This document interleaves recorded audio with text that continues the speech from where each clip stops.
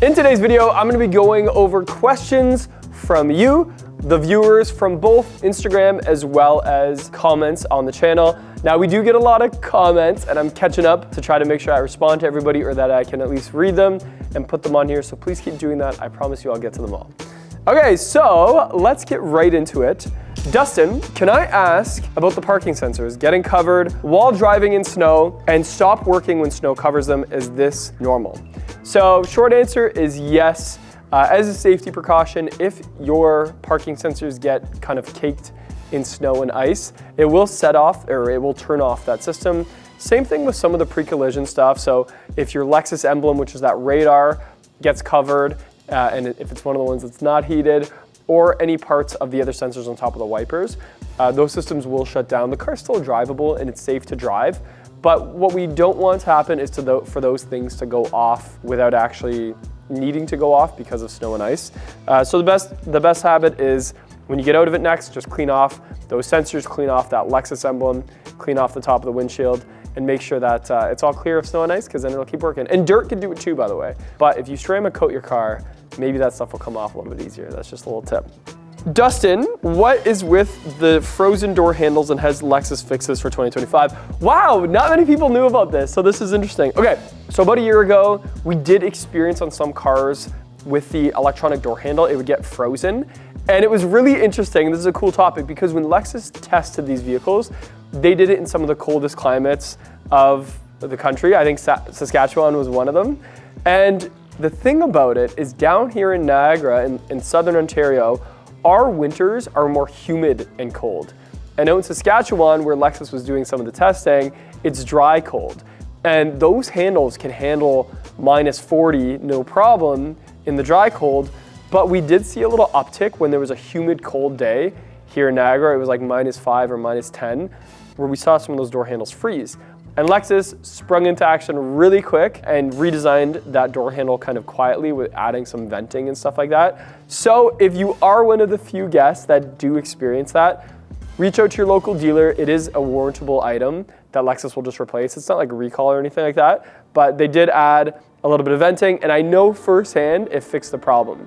So really, it's only a number of cars built in a specific time. I think it's like late 23, early 2024, and the new 2024s and 2025s all have that fixed. I'm not excited, but I'm very intrigued that that viewer knew that. Dustin, I don't want run flat tires. Can I switch them? I mean, a lot of our cars do come with run flat tires, and yes, you can switch them. However, you will have to add like an inflator kit or some sort of precaution so that if you do get a flat tire. And I will ask the question to this guest, why do you want to switch the run flat tires? Because I know 10 years ago when I was driving a BMW and it had run flat tires, those tires had a stiff ride, like a hard ride. And with these new Lexuses and the new, not even just Lexuses, just the new run flat tire design, they don't ride like hockey pucks anymore. They don't have that stiff. They're actually very comfortable. So most of the time I can't even tell which cars have run flats and which ones don't by driving because they're all smooth now. So I think the tire technology has come a long way. And also because of so many cars have run flat tires now, the price point to replace them is slightly lower than it used to be, or maybe just not as much of a jump between regular tires and run flats. So yes, you can do it, but it's probably not gonna be worthwhile, if that makes sense. So by all means, I hope that helps. Okay, Dustin, I love your suits. Where do you get them? What watch are you wearing? And what brand are your shoes? Oh, I love this. Okay, for suits, I do wear a 38 slim, regular, I guess you could say, so regular length. It is a slim 32 pant. Usually I'm lucky enough that I can like just buy off the rack. So it depends on which suit. This one I got from Hugo Boss. We have an outlet here in Niagara. And I actually just bought this like a week or two ago and it fits fine just off the rack the way it sits. And that's quite nice. I like the Hugo Boss stuff most of the time. It's a little bit thinner and comfortable. Some of the other suits you see me wear are from Au Noir, which is, I buy from a place called Caswell's. Those are my comfy suits, I call them. They're a little bit thicker, they're great for winter. I always say that you can sleep in them, and I have slept in them after like weddings and stuff like that. So those are like my pajama suits where like, I think they're just like super versatile. And then sometimes I get a suit from London Bespoke, which is also where I get these shirts made. They're custom. but they're not that expensive, and it's really, really world-class customer service at London Bespoke with Kunal.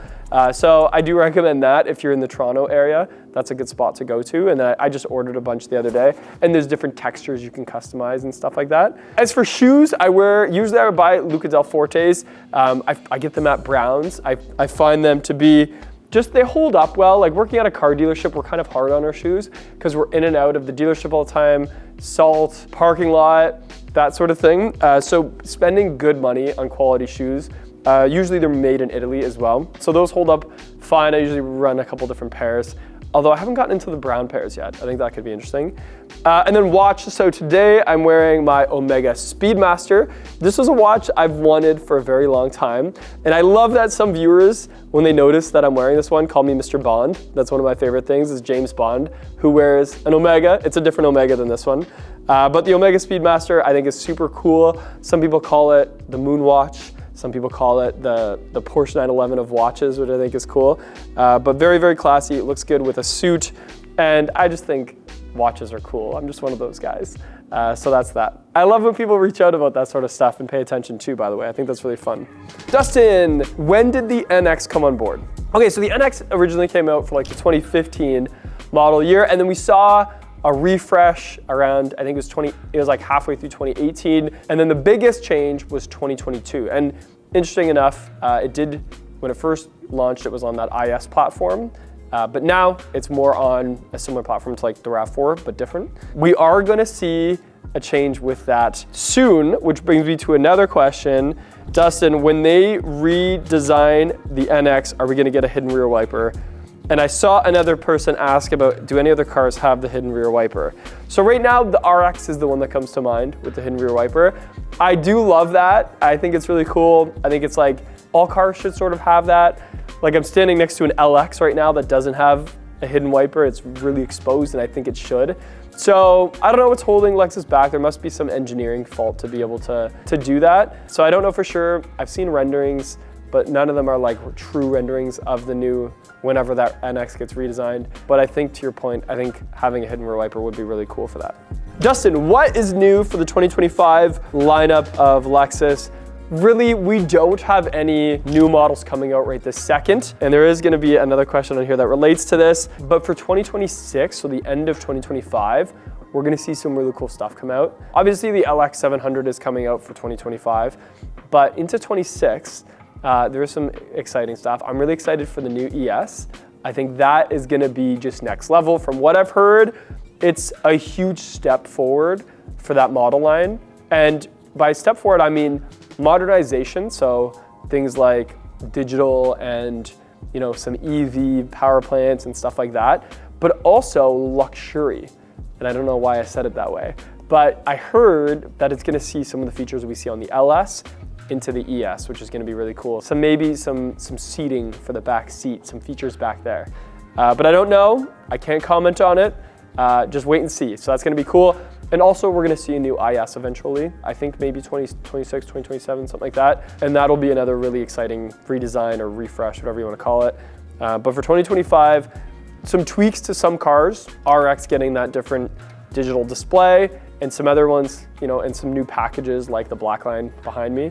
But no new models that are like fully redesigned. And then that's one of the questions is, when will Lexus show the new ES? I'm tired of waiting for the new model. And it says that their local dealer is saying we don't know yet. I'm in the same boat. I don't know when that ES is gonna get launched. We have some auto shows coming up. Toronto Auto Show is just a month away. I don't think they're gonna unveil anything there, but maybe they will. Tokyo Auto Salon Show, that one usually they'll do something at, that's later this year as well. So maybe we'll see it come summertime. I would say, if I had to bet, maybe late summer we'll start to see it at the latest, to see that redesign for 2026. But Lexus does a really good job of keeping it under wraps, even from us, the dealer. Okay, why did the RX 350 do away with the split screen? It's driving me nuts. I know what you're feeling, because I felt the same way at first. The old RXs and ESs and GSs and all that stuff had the split screen where you could have the navigation on one side and then the music on the other, and you could flip them. I think now with Apple CarPlay, Android Auto, it pretty much does that anyway. I would always default to that new system, Android Auto, Apple CarPlay. You can customize it a little bit, have it that you can see your music off to the side, that really crisp map in the middle, because I do know what you're talking about. That was like a cool thing to be able to see both. Okay, so that's all the questions for today's video. Thank you again to all the viewers and everybody who gives us such great engagement on this channel. I hope I get to all your questions in the comments, but always, again, you can find me on Instagram, shoot me a follow, hit me up, send me a question. I'll usually respond there, and if it's a question that I think might be useful to our viewers, I'll put it here on the channel. So big thank you to watching this video. Make sure you hit like and subscribe, and I'll see you in the next one.